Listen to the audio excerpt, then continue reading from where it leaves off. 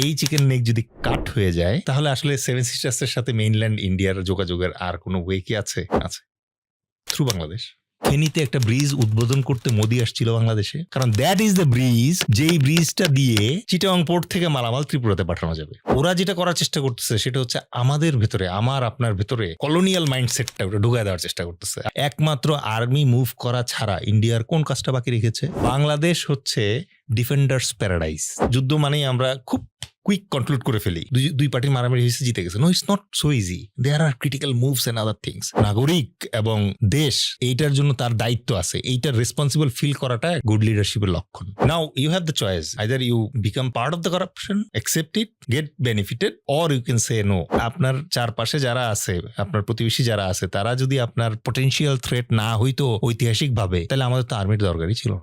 Del H খান একই সাথে একজন retired major, best selling author এবং কর্পোরেট ট্রেনার। গত প্রায় 20 বছর তিনি বাংলাদেশ আর্মিকে সার্ভিস দিয়েছেন। কাজ করেছেন আফ্রিকার বিভিন্ন দেশে জাতিসংঘের শান্তিরক্ষা মিশনে। দেশের ভেতরেও তিনি পার্বত্য চট্টগ্রামের পাহাড়ি এলাকায় দায়িত্ব পালন করেছেন। তার লেখা one of the best selling books হচ্ছে আধুনিক দৃষ্টিকোণে সানজুর দ্য আর্ট অফ ওয়ার। সেনাবাহিনীর ডিসিপ্লিন এবং এক্সপিরিয়েন্স তিনি এখন কাজে লাগাচ্ছেন কর্পোরেট ট্রেনিং এবং বিজনেস ডেভেলপমেন্টে। 2 সেন্টস পডকাস্টের আজকের গেস্ট ডেল এইচ খান।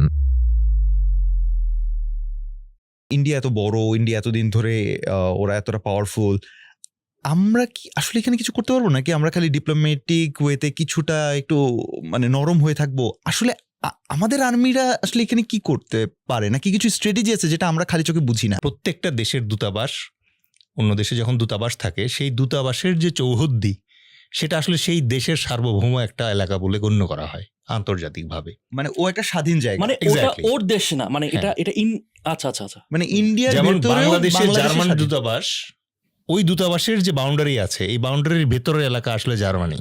আচ্ছা, ইভেন বাংলাদেশ সরকারের কোনো বাহিনী ওই জার্মান দূতাবাসের যে প্রধান আছে, রাষ্ট্রদূত, তার অনুমতি ব্যতি রেখে ওখানে ঢুকতে পারবেন না। যদি ঢোকেন তাহলে জার্মানি বলতে পারেন যে আপনি আমার দেশের ইন্টারন্যাশনাল বাউন্ডারি ক্রস করেছেন। Wow, We didn't know that. So এটা হচ্ছে প্রথম বোঝার ব্যাপার। কারণ আপনি যে প্রসঙ্গটা তুলেছেন, এই হ্যাঁ, প্রসঙ্গটার গ্র্যাভিটি আমরা অনেক সময় বুঝতে পারছি না। কারণ গত 15 বছর ধরে আমাদের এমনভাবে ব্রেন ওয়াশ করা হয়েছে যে ইন্ডিয়া যা করে তাতেই আমরা ভালো কিছু খোঁজার চেষ্টা করি, বাট এখানে ভালো কিছু খোঁজার নাই। প্রথম কথা হচ্ছে যে শুধু একটা না, একাধিক, কলকাতা, আগরতলা, একাধিক আমাদের দূতাবাস, তাদের ইন্ডিয়ার যে উগ্র মৌলবাদী টেররিস্ট যারা আছে, তারা পরিকল্পিতভাবে পরপর 2টা দূতাবাসে আক্রমণ করেছে, ভাঙচুর করেছে, জাতীয় পতাকা পুড়িয়ে দিয়েছে। ভিয়েনা কনভেনশনের অধীনে এই কূটনৈতিক ব্যাপারগুলো পরিচালিত হয় পৃথিবীতে। ভিয়েনা কনভেনশনের অনুচ্ছেদ 22 কি বলে? আপনি আরেক দেশের দূতাবাসে কোনো প্রকার হুমকি, ক্ষয়ক্ষতি, হামলা অথবা অনুপ্রবেশ আপনি করতে পারেন না। এবং কেউ যদি করার চেষ্টা করে, এটা থামানোর দায়িত্ব, এটা প্রতিহত করার দায়িত্ব যেই দেশে দূতাবাসটি অবস্থিত সেই দেশের উপর। মানে প্রোটেকশন সেই দেশ দিবে। এক্স্যাক্টলি, India এখানে দিতে হবে। এক্স্যাক্টলি। কিন্তু সেখানে দেয়নি বলেই তো আজকে এই অবস্থা। তো এখন এটা আপনি চিন্তা করেন, এই বছরের এপ্রিলের 1 তারিখের কথা চিন্তা করেন, সিরিয়ার দামেস্কে ইরানের একটা দূতাবাসে, কনসুলেট দূতাবাসে ইসরায়েল একটা এয়ার স্ট্রাইক করলো, যেখানে 16 জন ইরানিয়ান নাগরিক মারা গিয়েছিল। ঠিক 13 দিন পর ইরান কি করলো? শত শত ক্ষেপণাস্ত্র দিয়ে হামলা করলো ইসরায়েলের উপরে। পুরো ওয়ার্ল্ড কিছু বলেছে? কিছু বলার নাই, কারণ অ্যাজ পার ভিয়েনা কনভেনশন আপনি আরেকজনের দূতাবাসে আক্রমণ করেছেন, এইটা হচ্ছে সিরিয়াস একটা অফেন্স, এবং যেই দেশের দূতাবাসে আপনি আক্রমণ করেছেন সে দেশ চাইলে এটাকে অ্যাক্ট অফ ওয়ার হিসেবে অ্যাকসেপ্ট করে আপনার এগেইনস্টে যুদ্ধ ঘোষণা করতে পারে। বাংলাদেশের ক্ষেত্রে কি হচ্ছে? বাংলাদেশ তো শান্তিপূর্ণ দেশ, আমরা যুদ্ধ আসলেই চাই না। আমরা ইন্ডিয়ার সাথে যুদ্ধ করতে তো চাচ্ছি না, যদিও আমাদের ভেতরে ক্ষোভ আছে যে 15 বছর যে পিশাচিনী আমাদের দেশটাকে মানে তছনছ করে দিয়ে গিয়েছে, তাকে কেন আমাদের প্রতিবেশী দেশ আশ্রয় দিল? যুক্তি কি? ইভেন ইন্ডিয়া মিডিয়া ইন্ডিয়াকে জিজ্ঞেস করছে যে কেন একটা দেশের রিলেশন আর একটা দেশের সাথে হয়, একটা দেশের মানুষের রিলেশন আর একটা দেশের মানুষের সাথে হয়, একটা দেশের রিলেশন কিভাবে একটা পার্টিকুলার দলের নেত্রীর সাথে হয়। Not accepted, globally not accepted. এখন ইন্টারন্যাশনাল নর্মস আছে, পৃথিবী একটা ভদ্র জায়গা, at least we assume like that. So এই জন্য হয়তো কেউ কিছু বলছে না, বাট অ্যাকচুয়ালি ওনার পাসপোর্ট যদি বাতিল হয়ে গিয়ে থাকে তাহলে আসলে ওনার স্ট্যাটাস এই মুহূর্তে ইন্ডিয়াতে কি? এবং ইন্ডিয়া কি জানে না যে বাংলাদেশের জনগণ এটা অ্যাকসেপ্ট করছে না? কারণ বাংলাদেশের জনগণ তো মাত্র 100 দিন আগে তাকে উৎখাত করে বাধ্য করেছে দেশ থেকে একটা হেলিকপ্টার নিয়ে পালিয়ে যেতে। তো এই জাতীয় পরিস্থিতিতে আপনার প্রশ্নটির গুরুত্ব আসলে আমাদের পাবলিক অনুধাবন করতে পারছে কিনা এই জন্য আমি দোষ দিব না, কারণ আমাদের ব্রেন ওয়াশ করা হয়েছে।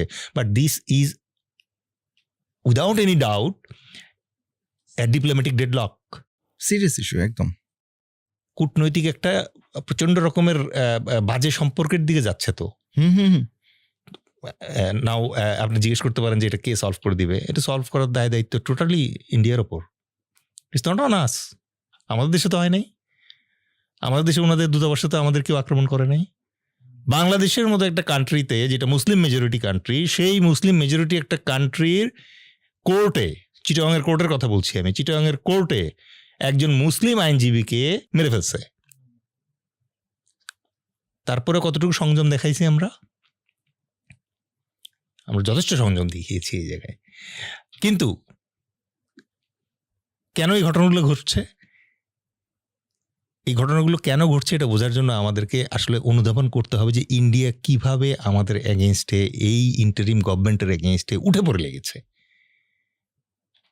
আমাদের যারা ভাই বোনরা আছেন, যারা আমাদের এই পডকাস্ট দেখছেন, যারা জেএনজির সদস্য এখানে আছেন, তারা তো পরিষ্কার বোঝে এটা। এখন একমাত্র আর্মি মুভ করা ছাড়া ইন্ডিয়ার কোন কাজটা বাকি রেখেছে? কলকাতা বইমেলা এবার আমাদেরকে ইনভাইট করা হয় নাই। ত্রিপুরা, এত দিয়েছি আমরা ত্রিপুরাকে, এত সাপোর্ট করেছি, সেই ত্রিপুরা মনে করেন যে হোটেল বন্ধ করে দিয়েছে বাংলাদেশিদের জন্য। কলকাতা দূতাবাস আক্রান্ত, কলকাতা ডাক্তারদের ওখানে গেলে নাকি ইন্ডিয়ান পতাকাকে সালাম করে তারপর চিকিৎসা নিতে হবে। See the audacity. বেশি বেশি হয়ে যাচ্ছে না জিনিসটা? Now come to the media, come to the media, it's hilarious. আমি মিডিয়াতে দেখলাম বলতেছে যে ডক্টর ইউনূসের সরকার এটা নাকি fundamental Islamist Sarkar or something like that. কারণ এই জার্গান আসে থেকে, মানে কোথায় চাওয়ালা আর কোথায় নোবেল লরিয়েট? কামান, একজন মনে করেন যে দুনিয়াতে মাইক্রো ফাইন্যান্সের মাস্টার মশাই, আরেকজন হচ্ছে গুজরাটের কসাই। What you are trying to compare? It's not able to compare, man. So কাকে আপনি মেলাইন করার চেষ্টা করতেছেন? আপনি, আমি, আমরা সবাই বুঝি। জাস্ট আজকে ডক্টর ইউনূসের মতো একটা গ্লোবাল মানে লরিয়েট যদি না হইতো, যার মনে করেন যে গ্লোবাল অ্যাকসেপ্টেন্স আছে, আজকে যদি অন্য কেউ, আল্লাহ না করুক, যদি এই সিটটাতে বসতো, অলরেডি তো তাকে মোল্লা টোল্লা বানায় মনে করেন যে পুরো ইয়ে করে দিত। ইন্ডিয়া তো তাই চাচ্ছে। ইন্ডিয়া হায়দ্রাবাদে কি করছে, ইন্ডিয়া সিকিমে কি করছে? Let's go back to the history. Hyderabad was a very nice independent country, princely state. হায়দ্রাবাদের যে প্রধান, তাকে বলা হতো নিজাম। নিজাম ইংল্যান্ডকে, তদানীন্তন ব্রিটিশ যে আছে, ব্রিটিশদেরকে সোনার ইট উপহার দিছিলেন। মানে এত ওয়েলদি ছিল তাদের এই ইয়েটা, হায়দ্রাবাদ। নাও এই হায়দ্রাবাদ 1947 সালে ইন্ডিয়া স্বাধীন হলো। স্বাধীন হওয়ার সময় তখন কিন্তু অপশন দেয়া ছিল যে আসলে মানে কোন কোন ছোট ছোট কান্ট্রিগুলা কে কোন দিকে যাবে। সো হায়দ্রাবাদের জন্য অপশন ছিল যে তারা চাইলে ইন্ডিয়ার সাথে জয়েন করতে পারে, আবার তারা চাইলে পাকিস্তানের সাথে জয়েন করতে পারে। যেমন আমরা পশ্চিম পাকিস্তান, পূর্ব পাকিস্তান হিসেবে এসেছিলাম। কিন্তু হায়দ্রাবাদের নিজাম চিন্তা করলেন না, we will remain as a independent state. Very interesting. এবং তাদের নিজস্ব মুদ্রা ছিল, জাতিসংঘে তাদের প্রতিনিধি ছিল বিভিন্ন, হায়দ্রাবাদের, এবং তাদের বিভিন্ন দেশের রাষ্ট্রদূত ছিল। ওকে, ভেরি ইন্টারেস্টিং। এই হিস্ট্রিগুলো কেউ মানে ইন্ডিয়ানরা জানতে দিতে চায় না, ঠিক আছে? ওকে, সো ওই রাষ্ট্রটাকে যখন তারা বললো যে আমরা স্বাধীন নিজস্ব একটা রাষ্ট্র হিসেবেই থাকতে চাই, ল্যান্ডলক কান্ট্রি হিসেবেই হোক, বাট আমরা এখানে আমাদের নিজস্ব একটা কান্ট্রি হিসেবেই থাকতে চাই, হায়দ্রাবাদ হিসেবেই থাকতে চাই। নিজাম যিনি ছিলেন উনি উনি ওটা শাসন করবেন। তাদের নিজস্ব আর্মি ছিল, সেই আর্মির নাম ছিল রাজাকার্স। না, রাজাকার তো I get it, I the get it. Word means razakar is হ্যাঁ সাপোর্টার অর exactly. সামথিং, হ্যাঁ ওদের আর্মির নাম ছিল রাজাকার। বাট আনফর্চুনেটলি 85% অফ হায়দ্রাবাদের জনগণ ছিল হিন্দু। ইন্ডিয়া কি করলো? হিন্দুদেরকে তাতায় দিল, বলছে তোমরা আমাদের সাথে জয়েন করো, ইজ এ হিন্দু স্টেট। ওকে, তারপর যেটা হলো অপারেশন পোলো নামে একটা মিলিটারি অপারেশন চালানো হইলো। এটা জেনারেল বাঙালি general Chowdhury, major general Chowdhury then, he was the commander in chief of that operation. নাম হচ্ছে অপারেশন পোলো। 5 দিনের অপারেশন হলো। প্রথম 2 দিন হায়দ্রাবাদের আর্মি চেষ্টা করলো ডিফেন্ড করতে, বাট আসলে তো ইটস নট পসিবল। সে they became outnumbered by number of force, they became outgunned because air force and then tank everything was brought there. 5 দিন পর তারা সারেন্ডার করলো, এটা কত সালের কথা? 1948। We don't know.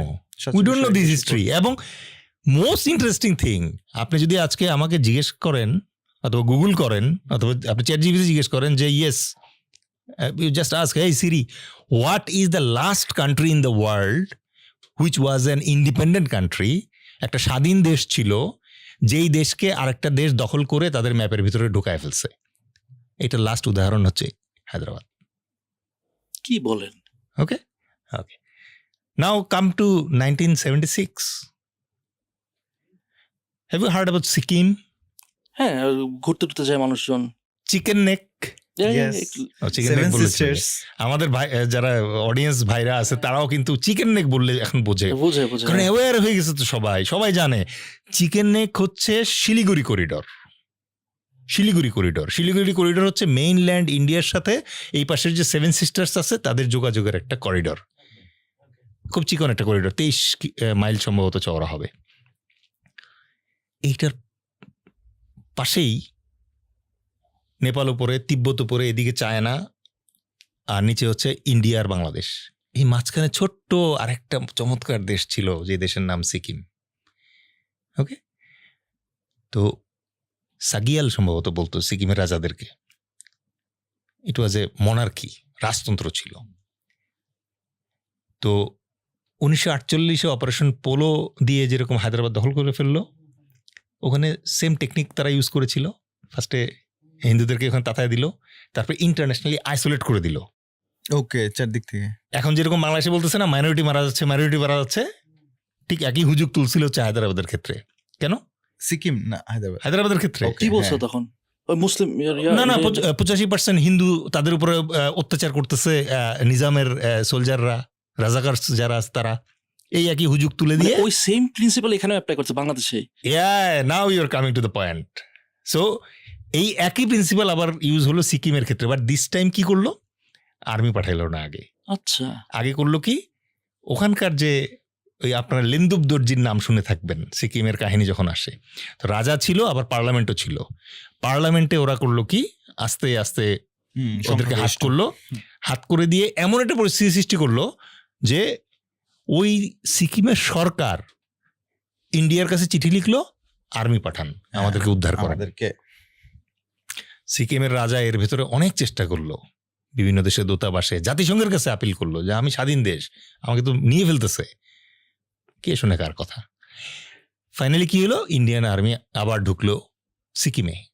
এইবার ঢোকার পরে কি করলো, একটা গণভোট দিল। কি ব্যাপারে গণভোট হতে পারে? যে রাজা থাকবে কি থাকবে না, তাই তো? নো, গণভোট হলো যে সিকিম ভারতের 22তম প্রদেশ হবে কি হবে না, হ্যাঁ অথবা না।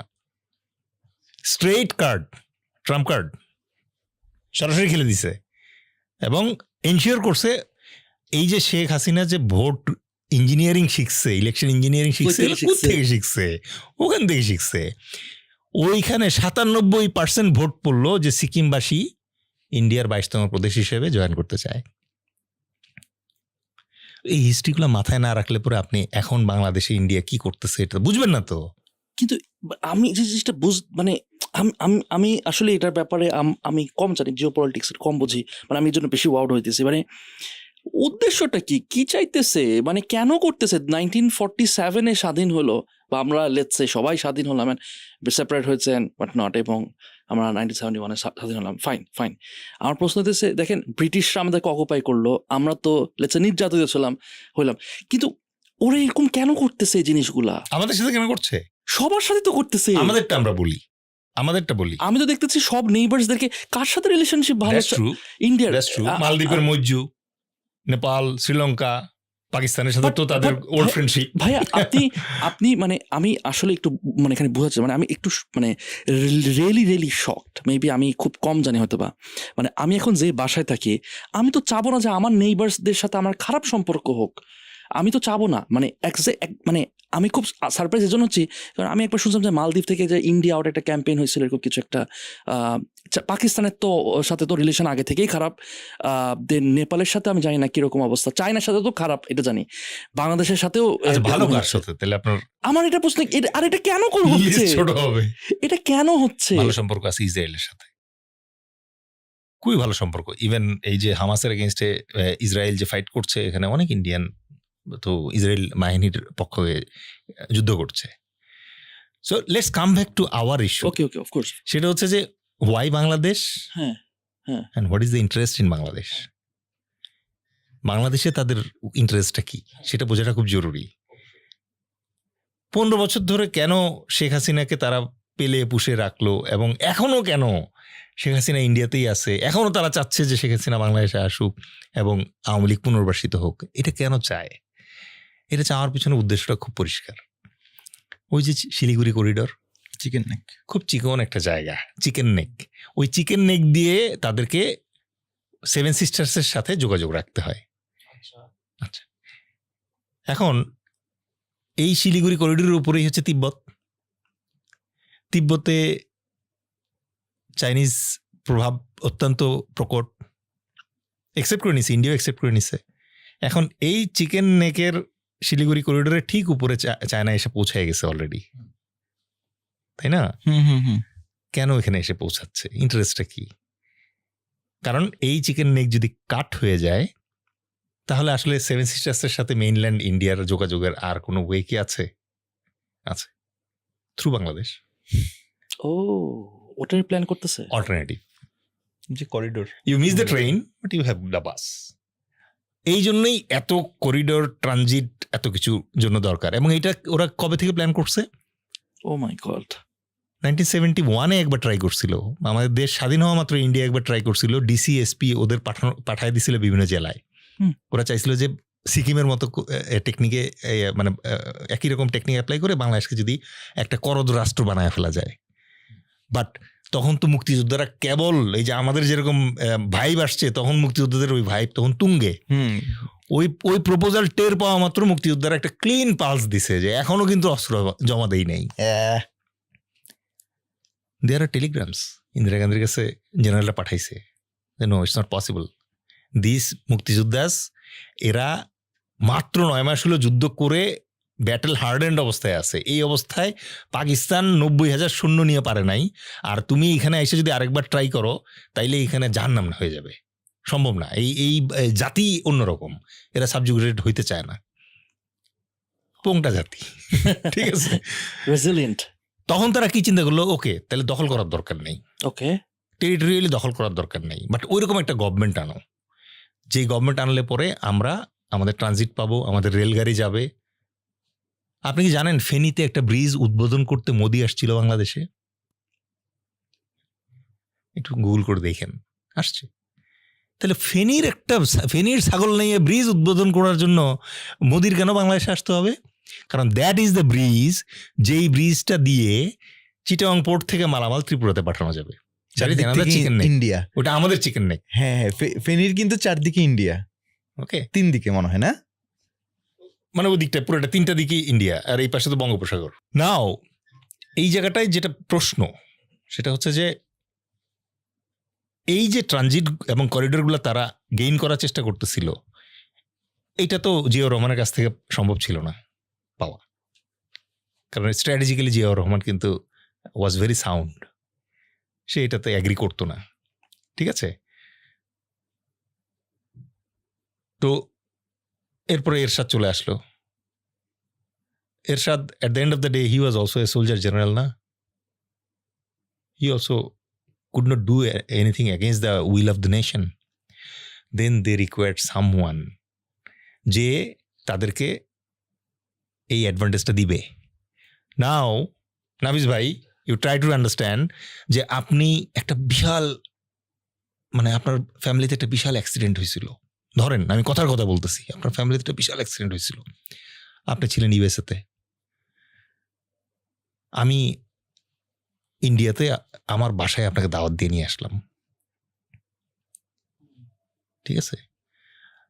আপনার স্পাউসকে চাকরি দিলাম, আপনার বাচ্চা দুটাকে এখানকার স্কুলে পড়ার সুযোগ করে দিলাম, 2 বছর 3 বছর 4 বছর 5 বছর আপনি থাকবেন। আমি আস্তে আস্তে আপনাকে বুঝাইলাম এই যে আপনাকে জায়গা দিচ্ছি, থাকার জায়গা দিচ্ছি, তার বিনিময়ে কিন্তু আমি একসময় একটা জিনিস চাইবো, দিয়েন কিন্তু। তখন কিন্তু আপনি মিডিয়ার সামনে বলতে আর লজ্জা লাগবে না যে ইন্ডিয়াকে যা দিয়েছি। ক্যান ইউ রিলেট নাও? আমার কাছে নিজেকে এত বোকা লাগতেছে। না, আরেকটা জিনিস আছে, বোকা মানে অনেক বুঝে ভাইয়া, যেমন আপনি কি বুঝতেন না তখন? বুঝতো, কিছু কিছু মানুষ তো বুঝতো ভাইয়া। আচ্ছা, আপনি তো আর্মিতে ছিলেন, সো অনেক মানুষ বুঝতো, বুঝে তখন we war সাইলেন্সড।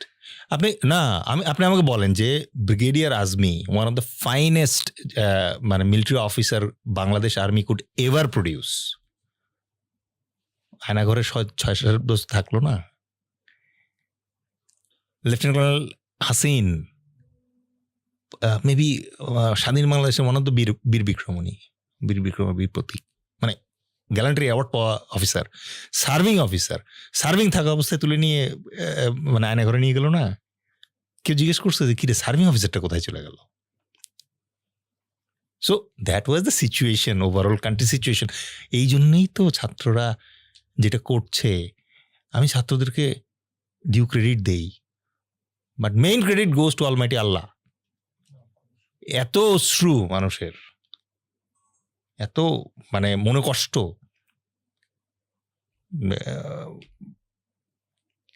sometimes I think why I left army. I had a lot to give to army. I was already giving. Then suddenly what happened? কেন ছাড়ছেন army? Oh, that is another personal story, but it was overall situation. আমি বুঝতেছি। আপনি যেগুলো বলতেছেন এতক্ষণ ধরে যা বললেন, এইটার সাথেই তো মনে হয় এগুলো রিলেটেড ছিল, যে Exactly. আপনি যে মানে কারণে আসলে আপনারা আর্মির মধ্যেও জিনিসগুলো বুঝতেন, মানে সবকিছুই। Definitely. Now you have the choice. Either you become part of the corruption, accept it, get benefited, or you become numb, behave that you are not understanding anything. আপনি উট পাখির মতো মিলিটারি যে জিনিসপত্রগুলো আছে, বেসিক সোলজারিং আছে, ওখানে নাক গুজে পড়ে থাকেন, ওখানে থাকতে পারবেন আপনি। আর্মি এত বড় একটা অর্গানাইজেশন, এটাতে নিজেকে ব্যস্ত রাখার কাজের অভাব নেই। Or you can say no, sorry, thank you, I quit. I took that path. ভাই একটা জিনিস মনে হয় আমরা একটু ছেড়ে আসছি, সেটা হচ্ছে যে আমরা আসলে কিরকম কেপেবল, যে আসলে আমাদের নেক্সট স্টেপটা কি হতে যাচ্ছে, বা এখানে আসলে আমরা কতটা স্ট্রং, বা আমাদের ডিপ্লোম্যাটিক্যালি কতটা স্ট্রং, মিলিটারি কতটা স্ট্রং। হ্যাঁ, আমি নাফিস হয়তোবা বলে আমরা information, we can only share the information. হ্যাঁ, কিন্তু একজন এক্স আর্মি অফিসার হিসেবে দেখা যায় যে you still have the connections, যে জিনিসগুলো হয়তোবা আই পার্সোনালি বিলিভ যেগুলো কিনা এই স্প্রেড হয় সব জায়গায় এবং ওটাকে স্ট্রেনথেন করে আপনাদের ডিপ্লোমেসি, আপনাদের strategy. I do not know if army works that way. তো আসলেই কিভাবে আমরা প্ল্যান করতেছি বা কি হচ্ছে, বা আমাদের এই ডিসকাশন যদি ইন্ডিয়া জানার দরকার না থাকে তাহলে বলেন না। No, it's okay. আমার যদি আমি এটা, আপনি যদি এটা জানতে চান যে মিলিটারিলি আমাদের ক্যাপাবিলিটি কি, হ্যাঁ, ওকে, ইউ সি অ্যাপোক্যালিপস, হ্যাঁ, একটা মুভি আছে না? অ্যাপোক্যালিপস। সম্ভবত ওই মুভির একটা সিন আছে যেখানে একটা ভালুক সম্ভবত আক্রমণ করতে আসে। তখন ওই নায়কটা তখন ইয়াং থাকে, সে একটা বর্ষা নিয়ে আস্তে আস্তে পিছাতে একটা ক্র্যাক, ফাটলের শেষ প্রান্তে গিয়ে দাঁড়ায় এবং ওখান থেকে তারপরে ওই ভালুকটা আর আগাইতে পারতেছে না তার বডি সাইজের জন্য, কারণ ওই গ্যাপটা ছোট, এবং ওখান থেকে সে ল্যান্সার দিয়ে বর্ষা দিয়ে মানে ওই ভালুকটাকে মেরে ফেলে। এটাকে বলে positional advantage. Positional advantage, positional advantage, ঠিক আছে? আপনি 10 জন মিলে গিয়ে ওরা কিছুই করতে পারবেন না, বিকজ সে এমন একটা জায়গায় দাঁড়াইছে এট এ টাইম একজন হিট করতে পারবে সে, and he is in a vintage point. So Bangladesh হচ্ছে একটা ভিন্টেজ পয়েন্ট। কিভাবে একটু যদি এটা আমি ইন্ডিয়ান একজন জেনারেলের বই থেকে ইতালি কোট করি। জেনারেলের নাম হচ্ছে জেনারেল ডিকে পালিত, তার একটা বই আছে এসেনশিয়াল অফ মিলিটারি নলেজ। ওই বইয়ের আরেকটা বই আছে, বইটার নামটা ভুলে গেছি। ওই বইয়ের লাস্টে, মানে ওই বইটা বেসিক্যালি বাংলাদেশের 1971 যুদ্ধের উপরে লেখা, ওই জেনারেলের লাস্টে একটা অ্যানালাইসিস দেওয়া আছে। ওই অ্যানালাইসিসে উনি পরিষ্কারভাবে উল্লেখ করছে বাংলাদেশ হচ্ছে ডিফেন্ডার্স প্যারাডাইস। ওফ, ওকে, আপনি আফগানিস্তান কখনো দখল করতে পারবেন না। আফগানিস্তানকে কি বলা হয়? Super powers graveyard. Okay, there are reasons historically এটা বলার। They are big military minds, তারা ভেবেচিন্তে বলছে। আলেকজান্ডার বাংলাদেশ অ্যাটাক করেন নাই। আলেকজান্ডার ইন্ডিয়াতে আসছিল, জানেন তো? আলেকজান্ডার ইন্ডিয়াতে আসছে এবং ঝিলম নদী, যেটার ইংলিশ নাম হচ্ছে হেদেসপাস, যুদ্ধের নাম হচ্ছে ঝিলমের যুদ্ধ অথবা হেদেসপাস, ব্যাটল অফ হেদেসপাস। ওই যুদ্ধে আলেকজান্ডারের অপোজিশন ছিল হচ্ছে রাজা পুরু। তো রাজা পুরুর ছিল হাতির বাহিনী, আর আলেকজান্ডারের তো হচ্ছে হর্স ক্যাভেলারি, যেটা ফাইটের এক পর্যায়ে আলেকজান্ডার হারে হারে অবস্থা, ঠিক আছে? তখন কোনো রকমে বিকজ অফ হিজ এক্সপেরিয়েন্স সে হাতির বাহিনীকে অ্যাভয়েড করে সরাসরি পুরুর যে ছোট্ট দলটা ছিল ওইটাকে অ্যাটাক করে। অনেকে এটা নিয়ে একটু বিতর্কও করে যে আগেকার দিনে একটা লেহাজ ছিল যে সরাসরি রাজার বাহিনীকে কেউ অ্যাটাক করতো না, বাট যুদ্ধে আসলে তো কোনো নিয়মকানুন নেই, জিততে হবে। আলেকজান্ডার পুরুকে এনসার্কেল করে ফেললো। এনসার্কেল করে ফেলে আলটিমেটলি রাজা যখন এনসার্কেলড হয়ে যায়, আপনার বোর্ডে 16 গুটি থাকলেও লাভ নাই আপনি যদি রাজা চেকমেট হয়ে যায়।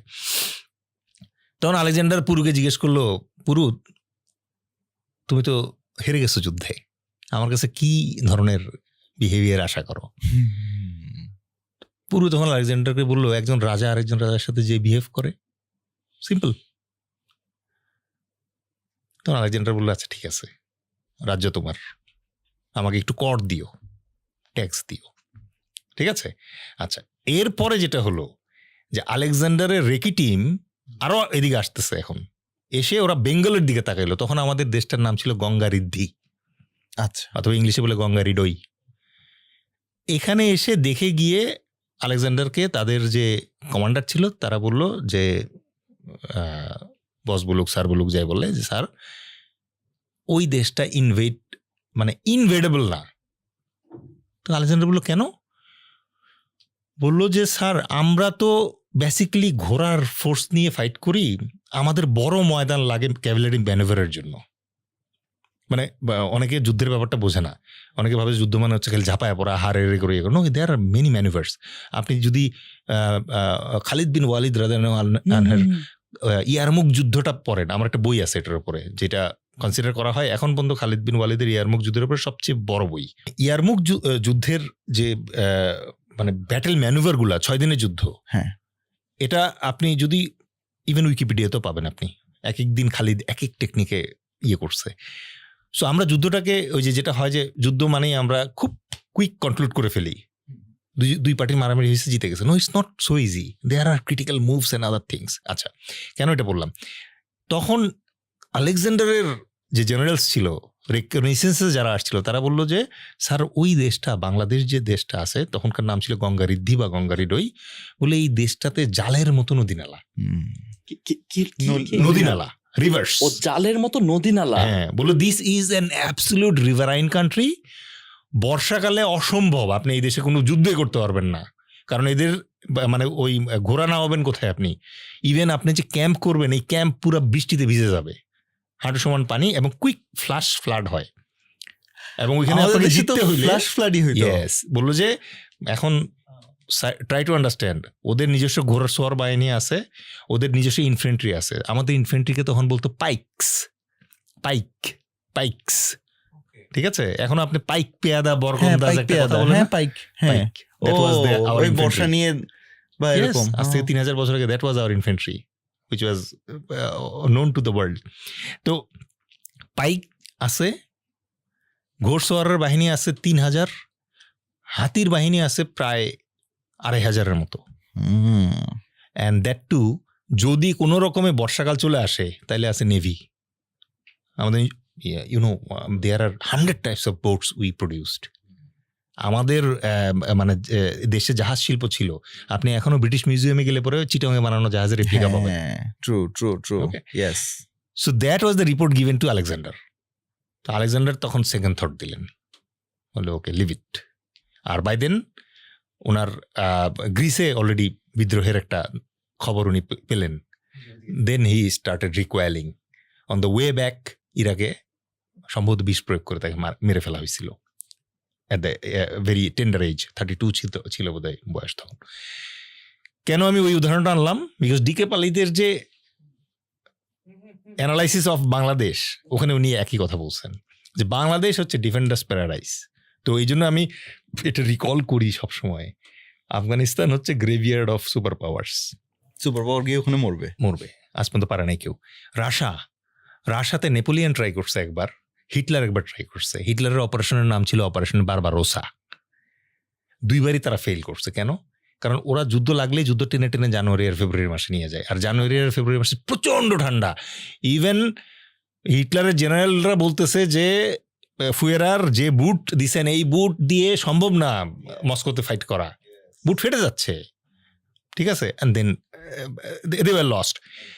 সুইজারল্যান্ডের এবং ইরানের এরকম অ্যাডভান্টেজ আছে, আপনি সুইজারল্যান্ডকে মিলিটারিলি ফাইট করে জিততে পারবেন না, কারণ তার জিওগ্রাফিক মানে স্ট্র্যাটেজিক লোকেশনটাই এমন যে আপনি দুম করে অ্যাটাক করতে পারবেন না। লাইক ইরানও কিন্তু পৃথিবীর এমন একটা জায়গায় আছে যে ইরানকে অ্যাটাক করতে হইলে পার্সিয়া থেকে তো ইরান আসছে, পৃথিবী চালাইছে ওরা একসময়। সো ওদের যে জায়গা, ওই জায়গাটাতে আপনি সরাসরি ইনভেট করতে পারবেন না। এগুলাকে আমরা মিলিটারি ল্যাঙ্গুয়েজে বলি দেয়ার আর ফিউ ফিজিক্যাল অ্যাডভান্টেজেস যেগুলো ব্লেসড আল্লাহ ওদেরকে দিছে। বাংলাদেশে কি দিছে? এই যে অসংখ্য নদী নালা, আপনি ট্যাঙ্ক চালাবেন কোথায়? আপনি ওই যে ইন্ডিয়ান অর্জুন নাকি যেন ট্যাঙ্ক আছে, আনবেন তো বুঝলাম, চালাবেন কোথায়? আরে ডিকে পালিত তার নিজের বই লিখে গেছে যে বর্ষাকালে যদি আসে তাহলে হাইওয়েতে ট্যাঙ্ক রাখা ছাড়া উপায় নেই। আর হাইওয়েতে ট্যাঙ্ক রাখা মানে হচ্ছে আপনি এনিমি এয়ারফোর্সের মনে করেন যে সিটিং ডাক দিচ্ছেন মারার জন্য, বুঝেন নাই? আচ্ছা, 1971 সালে ওনারা আসছিলেন বলে ওনারা ভাইবে নিয়েছেন যে আমরা বারবার দাওয়াত দিয়ে নিয়ে আসবো। 1971 সালে তো দাওয়াত দিয়ে আনছিলাম, তাই না? You will not believe, Indian tank নদী ক্রস করতে পারতেছে না, বাংলাদেশের লোক 7 পার করে দিচ্ছে নৌকা দিয়ে চারিদিক। মানে দেয়ার ওয়ার এমপিভিএস ট্যাঙ্ক, বাট এমপিভিএস ট্যাঙ্কেরও একটা লিমিটেশন থাকে।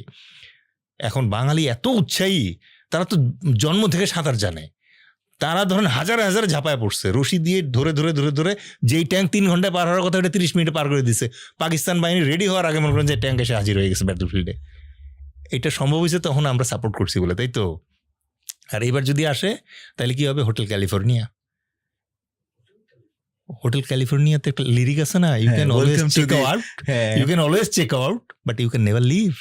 ওয়েলকাম টু দি হোটেল আপনি ক্যালিফোর্নিয়া। চেক আউট করতে পারবেন কিন্তু যাবেন কেমনে এই দেশ ছেড়ে?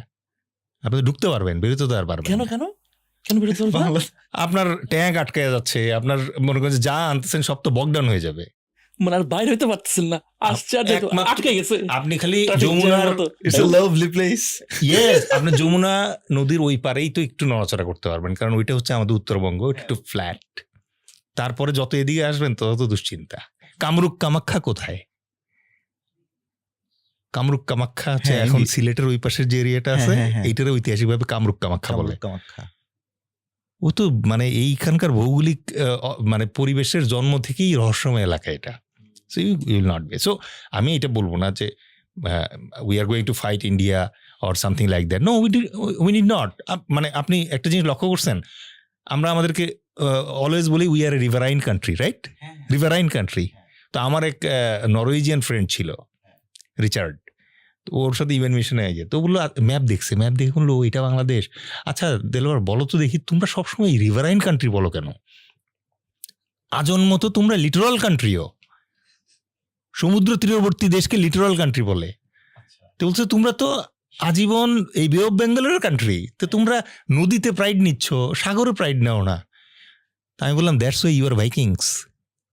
নরওয়েজিয়ান যারা, ওরা তো ভাইকিংস, তো that's why you are Vikings.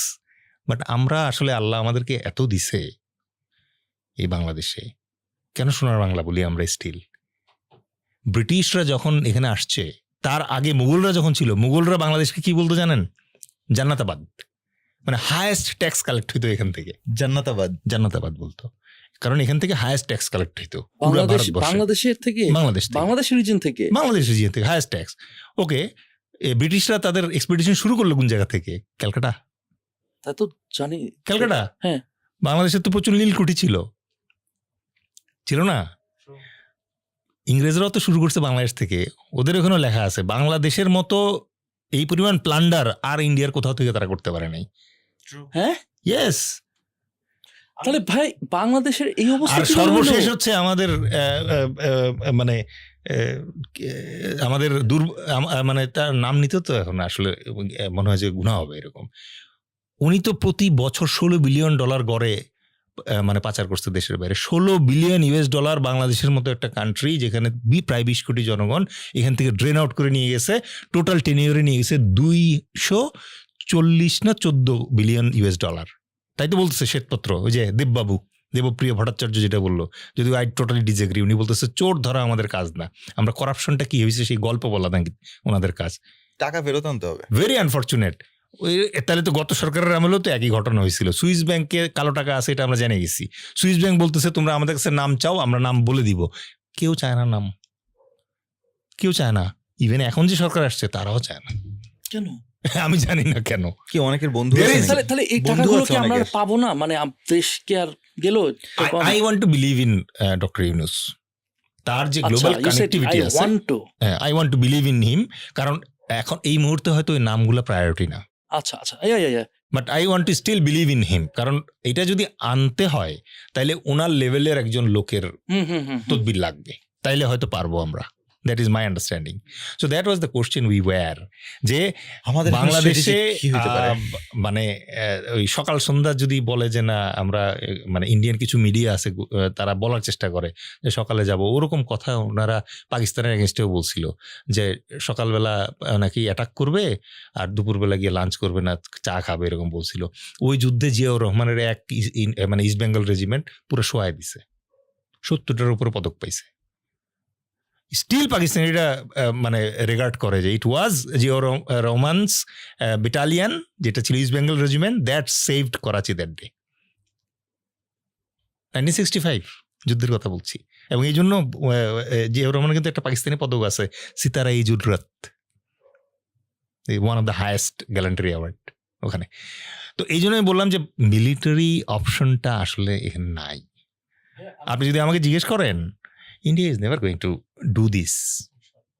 So we have to think in other spectrum, যেখানে ইন্ডিয়া যে বিভৎস কাজগুলো করছে, তাদের মিডিয়া যে বিভৎস কাজগুলো করছে, সরকারের এগেনস্টে বলছে এবং আমাদের মানুষের এগেনস্টে বলতেছে সকাল বিকাল নাকি মাইনরিটি নির্যাতন হচ্ছে। আরে ভাই, দিস ইজ বাংলাদেশ। আসলে ওই ইন্ডিয়ায় বসে তারা কখনোই বুঝবে না যে আমাদের দেশটা কিভাবে চলে। আমাদের তো প্রেস সচিব তো তাদেরকে দাওয়াত দিচ্ছে আসার জন্য, তা আসতেও চাচ্ছে না। কারণ কি? কারণ যেই নিউজটা দিয়ে তারা কসলাতে পারবে, কসলায় বাংলাদেশে এগেইনস্টে করতে পারবে। কেন রে বাবা? মানে উদ্দেশ্য ছাড়া বিধায় এর একটা ব্যাপার আছে না। মানে কেন সে মানে এই লেভেলের প্রপাগান্ডা, ইন্ডাস্ট্রিয়াল লেভেলের যে মিস ইনফরমেশন, ডিসইনফরমেশন, আপনি দেখেন না, ঠিক এই সপ্তাহে একটা রিপোর্ট বেরিয়েছে, বিশ্বে 1 নম্বর ডিসইনফরমেশনের কান্ট্রি কোনটা? Just Google it, it is India. I can show you the map, আপনি গুগলে সার্চ করলেই পাবেন যে লাল রং দেওয়া হচ্ছে শুধুমাত্র ইন্ডিয়ার ম্যাপের উপরে, ভুয়া ইনফরমেশনের আড্ডাখানা। সো পুরো পৃথিবী তো ওদেরকে বিলিভ করে না। বাট কথা হচ্ছে ওরা যেটা করার চেষ্টা করতেছে সেটা হচ্ছে আমাদের ভেতরে, আমার আপনার ভেতরে ওই যে কলোনিয়াল মাইন্ডসেটটা ওটা ঢুকায় দেওয়ার চেষ্টা করতেছে। আপনি যখন 1 বার 2 বার 3 বার 4 বার 5 বার বলবেন একটা মানুষকে যে আপনি খারাপ, আপনি খারাপ, আপনি খারাপ, আপনি খারাপ, তখন ব্রেনের কোডিং হয়ে যায়। ইয়েস, এটা একটা গোয়েবলসের একটা ইয়ের মতো ব্যাপার। ঠিক আছে? তো ওই জন্যই আমিও ইদানিং বলতেছি যে আমরা এই যে কথাগুলো বাংলায় বলি, ইন্ডিয়ানরা বাংলায় বলে না, ওরা ইংলিশে বলে। ইংলিশে বললে সুবিধা কি? ইন্টারন্যাশনাল অডিয়েন্সরা দেখতে পাচ্ছে। আমাদের যে ন্যারেটিভটা আছে এটা রিচ করতেছে না, because we speak in Bengali. বললাম ইংরেজিতে, করলাম সামনে ইনশাআল্লাহ। অফকোর্স আমার মনে হয় যে টুসেন পডের অ্যাটলিস্ট মাসে একটা ইংলিশ এপিসোড থাকা উচিত। ভাই আপনি তো যেহেতু অনেক ভালো এগুলা ব্যাপারে জানেন, আপনি তো একটা শুরু করতে পারেন হ্যাঁ, একটা podcast মানে করতে পারেন। চ্যানেল বা সামথিং, আপনি ইংলিশে করতে পারেন, ইভেন আপনি ইংলিশে লিখতেও তো পারেন না, মানে আমি রেগুলার লেখালেখি করছি, ইংলিশেও আমি মানে সোশ্যাল মিডিয়াতে X- লেখালেখি করছি, ইয়েতে করছি, বাট অ্যাগেইন মানে একটা জিনিস খেয়াল করছেন, আমার খুব একটা জিনিস খুব স্ট্রেঞ্জ লাগে, খেয়াল করে দেখেন যে এক্স বা টুইটার, হ্যাঁ, ফর সাম রিজন বাংলাদেশে আমরা টুইটার ইউজই করি না, বাট ইন্টারন্যাশনাল অডিয়েন্স রিচ করার দ্য বেস্ট অপশনই হইতেছে টুইটার, বাট আমরা টুইটার কেউ ইউজই করি না।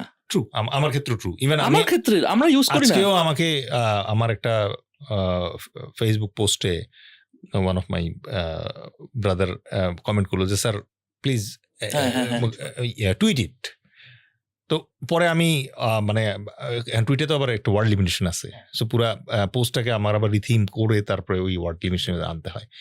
সো এটা করে আমি করলাম, but you are very correct, আমরা টুইটটা করছি না। এবং বাংলাদেশের আমি অবশ্য ট্রাই করছিলাম এর আগে, বাট বাঙালি কিছু আমি জানি না যে কিছু টুইটার ইউজার আছে এরা অদ্ভুত অদ্ভুত সব কন্টেন্ট শেয়ার করে, যেটা দেখে আমার কাছে মনে হয়েছে আমার কাছে মনে হয় কি যে মানে এখানে অবশ্য আমাদেরও সবার একটা রোল আছে, যে মানে লেটস সে আমি ধর যে টু সেন্সের অডিয়েন্স, বা ধর আমাকে ফলো করে আমার অডিয়েন্স আছে, আমাদের মতো যারা অনেক কন্টেন্ট ক্রিয়েটার আছে, যারা অ্যাকচুয়ালি ধরেন আপনিও একজন, আমি বলবো যে একজন ইনফ্লুয়েন্সার, একজন কি অপিনিয়ন লিডার, সবাই মিলে যদি লেটস সে 100 জনও যদি ঢোকে এবং বলে যে কি হ্যাঁ তোমরা এখন আমাকে টুইটারে ফলো করতে পারবা, এখানে খালি ইংলিশে আমরা কন্টিনিউয়াসলি দিতে আসে, এরকম যদি 100 থেকে 1000 মানুষজন কন্টিনিউয়াসলি করতে থাকে, তখন কিন্তু একটা রিপল এফেক্ট আসা শুরু করবে। এইটাই, এবং দ্যাট ওয়াজ মিসিং। আমি রিসেন্টলি দেখলাম, আমি ভদ্রলোককে চিনি না, নামটা ভুলে গেলাম, উনি দেখলাম যে একটা টিভি চ্যানেল সোর্স অফ কিছু একটা ওপেন করার চেষ্টা করতেছেন, যেটা টোটাল ইংলিশে হবে, এবং এইমটাই হচ্ছে যে ইন্ডিয়ান প্রোপাগান্ডার এগেইনস্টে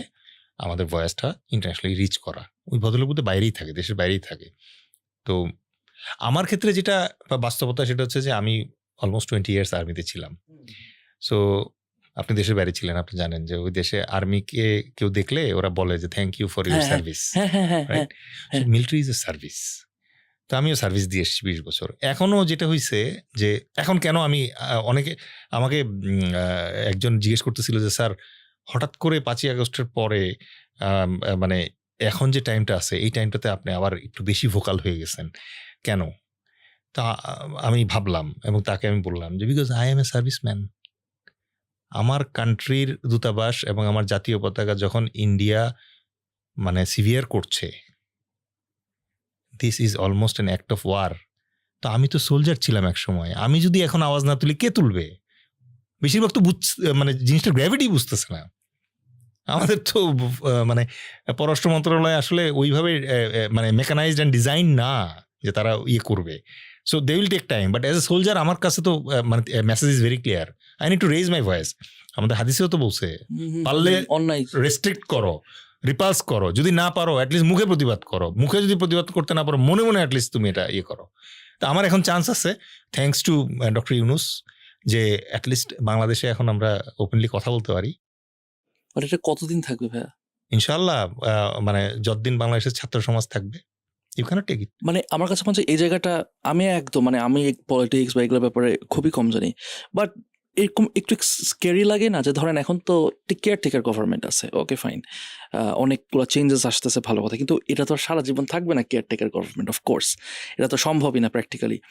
তাহলে নেক্সট যখন আসবে তখন যদি আবার মানে মানে আমার কাছে যেটা মনে হয় বাংলাদেশের মানুষ হয়তো বা ফ্রাস্ট্রেটেড হয়ে গেছে উইথ অল দ্য পলিটিক্যাল, আমি একদম স্ট্রেট কাট বলি ভাই, আমি কোনো বলছি না ভাই, আমাকে যদি কেউ বলে ভাই তুমি কি সাপোর্ট, আমি কিছুই সাপোর্ট করি না ভাই, এবং ম্যাক্সিমাম আমি সাদাতকে বলে সাদাত ভাই আমি কিছুই সাপোর্ট করি না।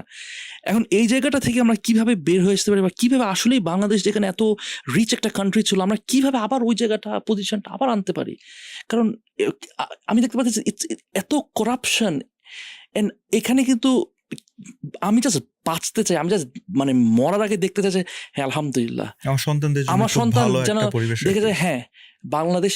এখন কয়েকদিন আগে প্ল্যানিং কমিশনেও আমাদের একটা মিটিং ছিল, ওনারা ডাকছেন যে কিভাবে আমরা নতুন অর্থনীতি, হ্যাঁ যে আমরা নেক্সট কিভাবে আমরা চেঞ্জ যে নিয়ে আনতে পারি সামনে।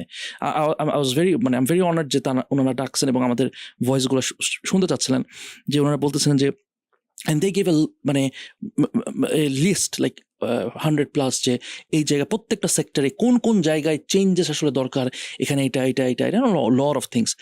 তো একজন খুব সুন্দর একটা কথা বলতেছিলেন যে এবং যে দেখেন আমি যদি একসাথে এত কিছু বম্বার্ড করতে চাই যে এটা করো না, এটা করো না, এটা করো না, এটা করো না, এটা মেবি তখন একটু ক্লাটার্ড হয়ে যেতে পারে মাইন্ডটা, যে এতগুলো কোনটা শুনবো কোনটা শুনবো। সো আমি আসলে ওখানে মানে আমি বলতাম যে I think there is one problem, মানে ওয়ান প্রবলেম না, আমরা যদি একটা জিনিস নিয়ে ভাইয়া কাজ করি ফর দ্য নেক্সট 10 ইয়ার্স, দেখেন এই পজিশনে যে আমরা আজকে আসছি এত মানে এটা কিন্তু দিনের না, এক্সটার্নাল ফোর্সেসের বছরের পর বছরের এটার খাটনি। তো আমরা কিরকম করতে পারি না যে কি আমরাও কিরকম মানে সাধারণ জনগণ আমরা কি জিনিসটা করতে পারি, জাস্ট একটা জিনিস আমার মাথায়, আমার আছে একটা জিনিস, হ্যাঁ, মেক বাংলাদেশ গ্রেট এগেন।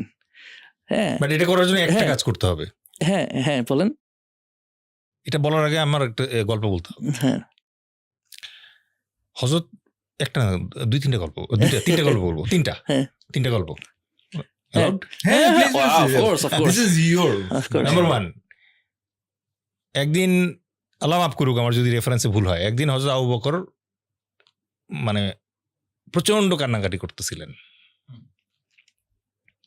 অনেকেই আবু বকরকে খুব টিমিড খলিফা মনে করে, বাট মাইন্ড ইট, ওনার টাইমে একসাথে 2টা ফ্রন্টে যুদ্ধ করছে রাশিদিন আর্মি, একটা হচ্ছে পার্সিয়ান ফ্রন্টে, একটা হচ্ছে সিরিয়ান ফ্রন্টে, ঠিক আছে? এবং ওই 2 ফ্রন্টে যুদ্ধের মাঝখানে আবু বকর দেখলো যে সিরিয়ান ফ্রন্টে বাইজেন্টাইন আর্মি এনসার্কেল করে ফেলতেছে মুসলিম আর্মিকে। তখন সে খালিদকে মেসেজ পাঠাইলো, Khalid I need you in this front, leave that front, Persian ফ্রন্টটা ছাড়ো আপাতত, তুমি এই ফ্রন্টে আসো, আবু ওয়েদা ম্যানেজ করতে পারতেছে না একলা। তখন উনি যে কাজটা করলেন এটা ইতিহাসে লেখা হচ্ছে উটের গলা কেটে পানি খাওয়া সফর।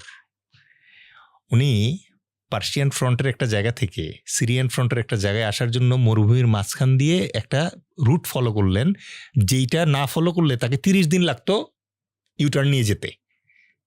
এখন ওই রুটটা কেন ফলো হয় না? কারণ ওই রুটে কোনো কুয়া ছিল না। সো আপনি ওখান দিয়ে যদি মুভ করেন তাহলে আসলে বাঁচবেন না। তখন খালিদ বিন ওয়ালিদ বললেন যে কয়টা উট আছে? বলে 100 উট আছে। 100 উটের গলা পর্যন্ত পানি খাওয়াও। একদম গলা ভরে পানি খাইছে। এই রিজার্ভ পানি নিয়ে নিয়ে রাস্তায় যখন পানি দরকার হয়েছে উট জবাই করছে, উটের গলা থেকে থলে থেকে পানি বের করে একটু একটু করে খেয়ে খেয়ে আসছে।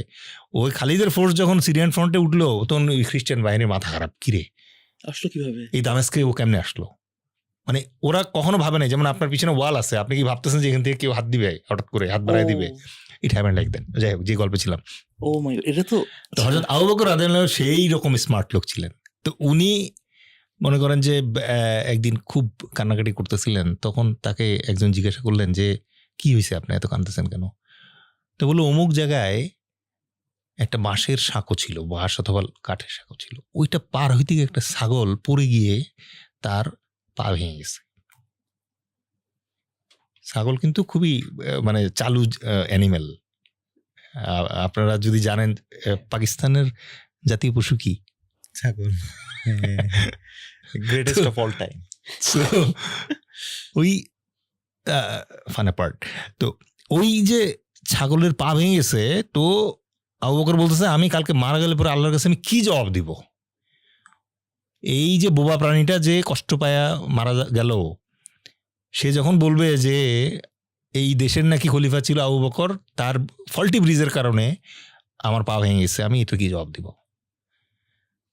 Story number 1। স্টোরি নাম্বার 2, এটা থেকে একটা লেসন আছে, লেসন লার্ন আছে, সেটা হচ্ছে যে a leader should feel responsible, that নাগরিক এবং দেশ এইটার জন্য তার দায়িত্ব আছে, এইটার রেসপন্সিবল ফিল করাটা একটা গুড লিডারশিপের লক্ষণ। নেক্সট স্টোরি যেটা, সেটা হচ্ছে একদিন ওমর বিন খাত্তাব, আমরা কিন্তু 2জন খলিফা আছে ওমর নামে, একজন হচ্ছে ওমর বিন খাত্তাব, পরে আরেকজন ওমর আছে। তো ওমর বিন খাত্তাব একদিন রাত্রেবেলা ওই হাঁটতেছিলেন শহরের ভেতর দিয়ে, হাঁটতে হাঁটতে হঠাৎ করে উনি দেখলেন যে একটা বাসা থেকে বাচ্চার কান্না আসতেছে। তো উনি ওখানে গেলেন, যাওয়ার পরে দরজা নক করে বললেন যে মা, বাচ্চাটা কান্নাকাটি করতেছে, কি সমস্যা? তো বাচ্চার মা বলতেছে যে বাচ্চা কাঁদতেছে, কেন কাঁদতেছে এই কারণ গিয়ে খলিফা ওমরকে জিজ্ঞেস করো। তো উনি জানতেন না যে এটা খলিফা ওমর। খলিফা ওমর বললো যে কেন মা, কি সমস্যা হয়েছে? বললো যে খলিফা ওমর ছোট বাচ্চাদের জন্য একটা বায়তুল মাল থেকে বৃত্তি ঘোষণা করছে, বাট ওইখানে একটা ক্লজ দিয়ে রাখছে যে বাচ্চা যদি মায়ের দুধ খায় তাহলে সে বৃত্তির টাকা পাবে না। এখন আমার বাচ্চা তো দুধ খায় এখনো, কিন্তু আমার তো অভাব, এই জন্য আমি বাচ্চাকে দুধ খাওয়ানো বন্ধ করার জন্য দুধ দিতেছি না, ও সেই জন্য কাঁদতেছে। ও And Omar was shocked. He was terribly shocked to his teeth. সে ওখানে কানতে কানতে দাড়ি ভিজায় ফেলছে এবং বলল যে মা, আমি খলিফা ওমর, আমি আপনাকে বলতেছি কালকে গিয়ে আমি এই নিয়ম চেঞ্জ করব, আপনার বাচ্চাকে দুধ দেন। তাইলে একজন শাসককে তার প্রত্যেকটা সিদ্ধান্তে ওই পরিমাণ হোমওয়ার্ক করতে হবে যে তার একটা সিদ্ধান্তের কারণে একটা দুধের শিশু কষ্ট পাচ্ছে কিনা, এই হোমওয়ার্ক করার মতো লোক লাগবে। 2 আর 3 নম্বরে যে গল্পটা বলবো সেটাও ইসলামিক আরেক ওমর গল্প। উনিও তখন খলিফা ছিলেন, ঈদ চলে আসছে, ওনার ওয়াইফ বলতেছে বাচ্চাদের জন্য জামা কিনতে হবে, তার হাতে নাই টাকা। ওনার যে গভর্নর ছিল, ট্রেজারার মানে এই কোষাধ্যক্ষ, তার নাম ছিল ওবায়দা সম্ভবত। উনি বলেন ওবায়দা আমাকে কিছু টাকা ধার দেওয়া যাবে? বলে কেন? বলে তোমার ভাবি তো ওই যে বাচ্চাদের জন্য জামা কিনবে, তা আমার কাছে টাকা নেই।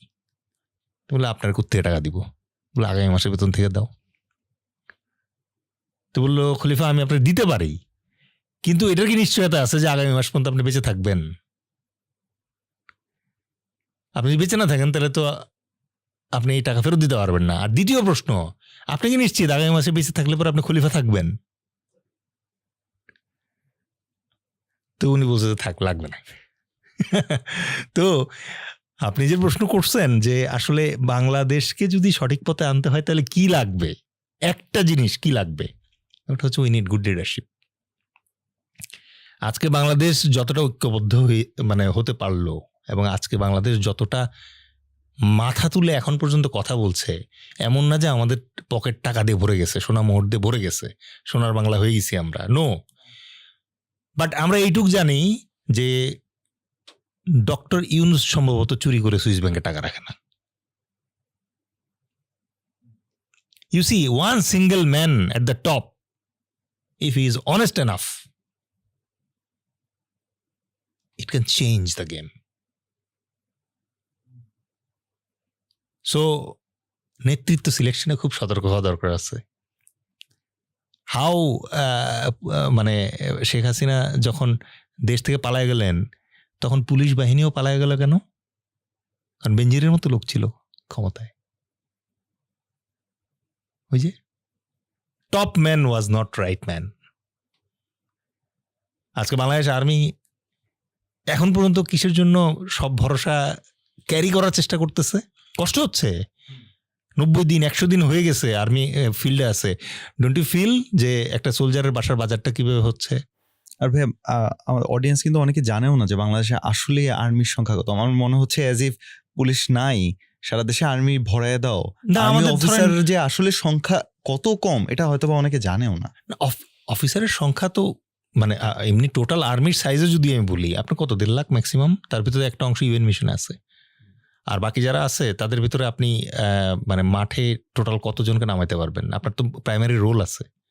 আমরা এখানে পডকাস্ট করতে বলছি, so that is your primary job here.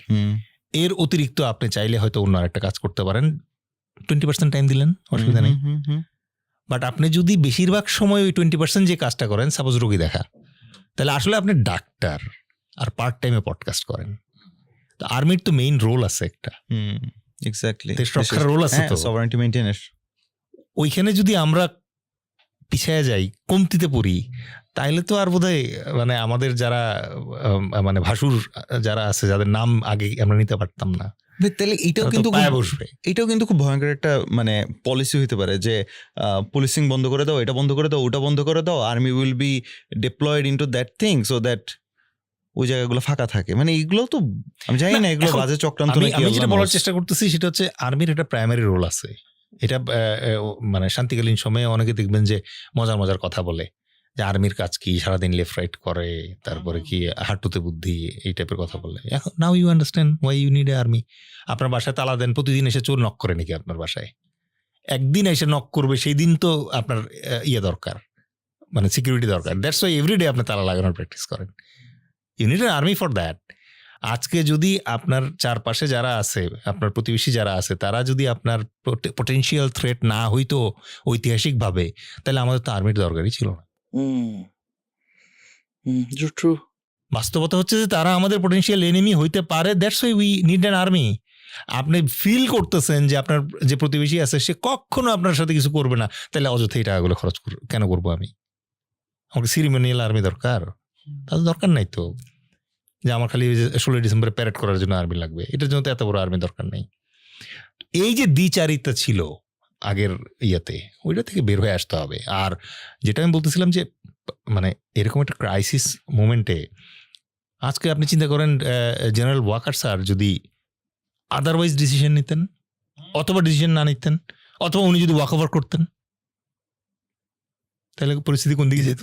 আরে আল্লাহ, কতজন চায়না করে থাকতো, এটা কোনো কল্পনা নাই। এই জন্যই মানে যেটা আমরা চাচ্ছি, আমার কাছে মনে হয় আমাদের ওইরকম হযরত ওমরের মতো একজন নেতৃত্ব দরকার, যিনি নিজের সততা দিয়ে বাকিদেরকে উদ্বুদ্ধ করবে। ডক্টর ইউনূস যদি কোনো দুর্নীতি না করে, আর কোনো উপদেষ্টার সুযোগ আছে নাকি? অসম্ভব। এটা হলো এক। আর 2 নম্বরে ওই যে আবু উবায়দার মতো একজন আমাদের কোষাধ্যক্ষ দরকার, যে চ্যালেঞ্জ করতে পারবে যে কালকে কি আপনি থাকবেন খলিফা, শিওর আপনি? এই কোশ্চেনটা করার তো লোক লাগবে। আবার ওই যে কোয়েশ্চেন করার তার যে ফ্লেক্সিবিলিটি, এটাও কিন্তু মানে এটা লাইক উপর থেকে নিচে, নিচ থেকে উপরে। মানে আপনি যেটা বলেন না, আমি Rule লিখে রাখলাম system। যে ওই যে আপনি যখন প্ল্যানিং স্টেজে থাকেন, এভরিওয়ান টক্স ফ্রিলি, ওই যে ব্যাপারটা, ওই স্বাধীনতা আছে সিস্টেমের মধ্যে বলেই কিন্তু এই যে তারপর ওই যে accountability-টা হ্যাঁ থাকে। অ্যাকাউন্টেবিলিটিটা সম্ভব, it's not a rocket science. আপনি আফগানিস্তানের দিকে তাকাই আমরা, হ্যাঁ হ্যাঁ ওদের আফগানি মুদ্রা এই মুহূর্তে কিভাবে এত স্ট্রং হয়ে উঠলো। হ্যাঁ, স্ট্রং, ওয়ার্ল্ডের স্ট্রংগেস্ট কারেন্সি হয়ে গেছে আর কি। You don't go by the look. আমার কথা হচ্ছে যে ওদের দেখতে আপনার কাছে মনে হতে পারে যে না পাঞ্জাবি পরে, মাথায় কি পরে, that is your problem, hour problem. মানে অনেকের একটা আইডিয়া থাকে যে পটপট করে ইংলিশ বলতেছে, বোধহয় খুব স্মার্ট। আরে ভাই, ইংলিশ হচ্ছে পৃথিবীর 3000 ভাষার একটা ভাষা। এটা আপনি জানলেন কি জানলেন না কি যায় আসে? এই ভাষা হচ্ছে একটা স্কিল, লার্নেবল স্কিল। আপনি চাইলে শিখতে পারবেন। IELTS এর মেয়াদ থাকে 1 বছর না 2 বছর মেয়াদ থাকে। তারপরে IELTS বলে যে আবার IELTS না দিলে আপনার স্কিল কমে গেছে। এই ইংলিশ আপনি জানেন কি জানেন না তার উপরে কখনো ডিপেন্ড করে না যে আপনি কতটা মেধাবী অথবা কতটা স্মার্ট, রাইট? তো একই রকম ভাবে আফগানদের যে ব্যাপারটা আছে এটা দেখেন, USA চলে গেল ওখান থেকে লেজ গুটায়, যাওয়ার পরে দে কেম ব্যাক স্ট্রং, এবং ওয়ার্ল্ড তো তাদেরকে একঘরে করে রাখছে। তারপরে তো স্বীকার করতে বাধ্য হচ্ছে যে মানে দে আর ডুইং থিং রাইট। তো এটা কিভাবে সম্ভব? Because leadership is pure, honest. আপনার লিডারশিপ যদি পিওর অ্যান্ড অনেস্ট থাকে, আপনার উপদেষ্টার অভাব হবে না, আমি আপনার এটা বলে দিতে পারি। আর পৃথিবীর যে কোনো 2টা শক্তিশালী রাজার ভিতরে যদি আপনি ইয়ে করেন, কম্পেয়ার করেন যে কে শক্তিশালী আর কে দুর্বল, যার উপদেষ্টা পরিষদ শক্তিশালী সেই রাজা বলা হয় শক্তিশালী। আমরা শেষ করব একটা গল্প দিয়ে, আমি শেষ করি, ঠিক আছে? যে উপদেষ্টার গুরুত্বটা কি। ধরেন নাফিস ভাইয়ের একটা ঘোড়ার টিম আছে, আর আমার একটা ঘোড়ার টিম আছে, ঠিক আছে? সো আমরা রেস প্র্যাকটিস করব। তো রেস হবে 3টা ধাপে। প্রথম ধাপে হচ্ছে নাফিস ভাইয়ের শক্তিশালী ঘোড়া, মানে 3টা টেয়ারে কম্পিটিশন হবে, কারণ আমাদের দুইজনেরই 3 ধরনের ঘোড়া আছে। একটা হচ্ছে অ্যারাবিয়ান হর্স আছে, একটা আছে US মানে স্ট্যালিয়ন, আর আরেকটা আছে হচ্ছে বাংলাদেশি মণিপুরি ঘোড়া। ওকে, তাহলে অ্যারাবিয়ান হর্স ফার্স্ট দৌড়ায়, স্ট্যালিয়ন মাঝারি গতিতে দৌড়ায়, আর মণিপুরি ঘোড়া হচ্ছে সবচেয়ে কম গতিতে দৌড়াবে, কারণ এটা সাইজ ছোট, রাইট? ওনারও আছে 3টা, আমার আছে 3টা। প্রতিবার আমি মানে ওনার অ্যারাবিয়ানের সাথে আমার অ্যারাবিয়ান দৌড়াই, একবার ওনারটা জিতে, একবার আমারটা জিতে। একবার ওনার স্ট্যালিয়নের সাথে আমার স্ট্যালিয়ন দৌড়াই সেকেন্ড রাউন্ডে, একবার ওনারটা জিতে, একবার আমারটা জিতে। আরেকবার লাস্টে মণিপুরিটা একবার উনি জিতে একবার আমি জিতি। সাডেনলি আমার একটা অ্যাডভাইজার আসলো, এসে আমার একটা বুদ্ধি দিল, যেটা দিয়ে আমি কনফার্ম করে ফেললাম যে এখন থেকে প্রত্যেকবার আমি জিতবো। কারণ 3 রাউন্ডের ভিতরে 2টা রাউন্ড যে জিতবে আলটিমেটলি তো সে টুর্নামেন্ট জিততেছে। ওকে, ফার্স্ট রাউন্ডে ভাই নামাইলে হচ্ছে তার অ্যারাবিয়ান ঘোড়া, আমি আমার মণিপুরি ঘোড়া দিলাম ওইটার সাথে ফাইট করার জন্য। আমি জানি এটা হারবে, রাইট? কারণ Arabian is fastest, Manipuri is slowest. আমি অ্যাকসেপ্ট করে নিলাম ফার্স্ট মানে রাউন্ড, ফার্স্ট বাউট আমি হারছি। ভাই কিন্তু হাসতেছে। সেকেন্ড রাউন্ডে ওনার হাতে কি আছে? স্ট্যালিয়ন। স্টেলিয়ান। আমার হাতে কি আছে? অ্যারাবিয়ান। অ্যারাবিয়ান। এই রাউন্ডে কে জিতবে? আপনি। আমি। থার্ড রাউন্ডে আপনার হাতে কি আছে? স্ট্যালিয়ন। মণিপুরি। ওর হাতে মণিপুরি আর আপনার হচ্ছে স্ট্যালিয়ন। স্টেলিয়ান। কে জিতবে? আপনি। ফার্স্ট ম্যাচ অথবা ফার্স্ট বাউটটা আমি স্যাক্রিফাইস করলাম, বাট এনশিওর করছি বাকি 2টা বাউট আমি জিতবো। Every time I am going to win, যদি এই সেট আপে আপনারা আমি ফেলতে পারি বারবার, right? That is the importance of good advisers. আপনি কোথাও ভালো একজন শাসক পাবেন না যে একলা সব জিতে গেছে। আলেকজান্ডারের ভালো অ্যাডভাইজার ছিল। আলেকজান্ডারের তো প্লেটো টেটো এরা তার গুরু ছিল, শিষ্য উনি ছিলেন। হযরত মুহাম্মদ সাল্লাল্লাহু আলাইহি সাল্লামের ছিল হচ্ছে খলিফারা, ভেরি স্ট্রং খলিফা একজন। এবং উনি কিন্তু কনসাল্টও করতেন, মানে ইয়া করতেন, কথা বলতেন এবং অ্যাডভাইস নিতেন। মাশওয়ারা। হ্যাঁ হ্যাঁ হ্যাঁ হ্যাঁ। মাশওয়ারা তো মানে যখন বদরের যুদ্ধ হয়, তখন বদরের যুদ্ধে হযরত মুহাম্মদ সাল্লাল্লাহু আলাইহি সাল্লাম এসে ফার্স্টে যখন মানে ইয়ে করলেন, আপনারা এই প্রিলিউডটা না দিলে তো বুঝবেন না। বদরের যুদ্ধের মেইন ঘটনা হচ্ছে যে বদর একটা জায়গা, যেই জায়গায় সিরিয়ান কাফেলাটা এসে থামতো। কেন থামতো? কারণ বদরে কুয়া ছিল, কতগুলা পানির কুয়া ছিল, সো ওইখান থেকে পানি সংগ্রহ করতো। তো যখন বদরের যুদ্ধ লাগলো, তখন হযরত মুহাম্মদ সাল্লাল্লাহু আলাইহি সাল্লাম অর্ধেকের মতো কুয়া দখল করে কুয়ার মুখ বন্ধ করে দিয়ে ওখানে অবস্থান নিলেন। Remember, that is the first battle he is fighting as a commander. Okay, তখন একজন আনসার সাহাবি এসে জিজ্ঞেস করলো যে হযরত মুহাম্মদ সাল্লাল্লাহু আলাইহি সাল্লাম, এই যে আপনি কুয়া অর্ধেক দখল করে যে মানে অবস্থান নিলেন, মানে এটাকে বাংলায় বলে বুঝছো, ইংলিশে বলে ডিপ্লয়মেন্ট, এই ডিপ্লয়মেন্ট যে করলেন, এটা কি আপনার সিদ্ধান্ত না আল্লাহ পাকের নির্দেশ? তো তখন মহানবী হযরত মুহাম্মদ সাল্লাল্লাহু আলাইহি সাল্লাম বললেন যে না, এটা আমার আন্ডারস্ট্যান্ডিং দিছি। তো তখন আনসার বললো যে তাহলে বেয়াদবি নিয়েন না, আপনার আন্ডারস্ট্যান্ডিং ভুল। তো বললো যে কেন, কি হয়েছে? বলে এইবারে বদরের যুদ্ধ হবে পানির যুদ্ধ, আপনি কুয়া সব দখল করেন। কুয়া সব দখল করতে না পারলে আপনি যুদ্ধ জিততে পারবেন না। হযরত মুহাম্মদ সাল্লাল্লাহু আলাইহি ওয়াসাল্লাম বলে accept it, he did it. খন্দকের যুদ্ধে সালমান ফার্সি এসে বললো যে হুজুর, আপনি এই কুরাইশ ক্যাভেলারি যখন আসবে তখন তো আপনি টিকতে পারবেন না, আপনার তো সৈন্যই নাই এখানে ডিফেন্স করার। বলে কি করবো? বলে যে আপনি একটা কাজ করেন, খন্দক করেন। কিন্তু খন্দক কেমনে? বলে শুনেন, একটা কোরাইশ ঘোড়া লাভ দিলে পরে যতটুকু ডিস্টেন্স কভার করতে পারে তার চেয়ে 1 ফুট বেশি যদি আপনি করেন, তাহলে ঘোড়া লাভ দিবে না। তো কি হবে তখন? তখন এই যে খন্দক বরাবর এসে দাঁড়ায় থাকবে ঘোড়া। তখন হযরত মুহাম্মদ সাল্লাল্লাহু আলাইহি সাল্লাম বললেন যে তাই ওখানে এসে দাঁড়ায় যাবে? বলে হ্যাঁ, তখন এসে ক্যাভেলারি ওখানে দাঁড়াইতে বাধ্য হবে। আর ক্যাভেলারি যদি দাঁড় করে দিতে পারি, বাকি তো খালি নিচ থেকে খালি মারতে থাকবো আমরা। মানে আপনার তো জিতার দরকার নাই, আপনি ঠেকাইতে পারলেই চলে এই জায়গায়, তাহলেই তো জিতবেন আপনি। তো হযরত মুহাম্মদ সাল্লাল্লাহু আলাইহি সাল্লাম বললো এইটা তো আমি ভাবি নাই, করো খন্দক। He was a learner, he was a quick learner and he was so open to knowledge. উনি যে বললেন যে জ্ঞান অর্জনের জন্য চীন দেশে যাও, উনি চীনে গেছিলেন, বাট আল্লাহ তারা সেই নলেজ দিছিল যে হ্যাঁ, চীন ইজ এ কান্ট্রি যেখানে আসলে টেকনোলজি হয়, যেখানে ট্যাকটিক্স হয়। এখানে কি জিনিসটা এরকম ছিল যে জ্ঞান অর্জনের জন্য দরকার হলে চীনে যাও, নাকি এক্স্যাক্টলি বলছে না তোমরা জ্ঞান অর্জনের জন্য চীনেই যাও?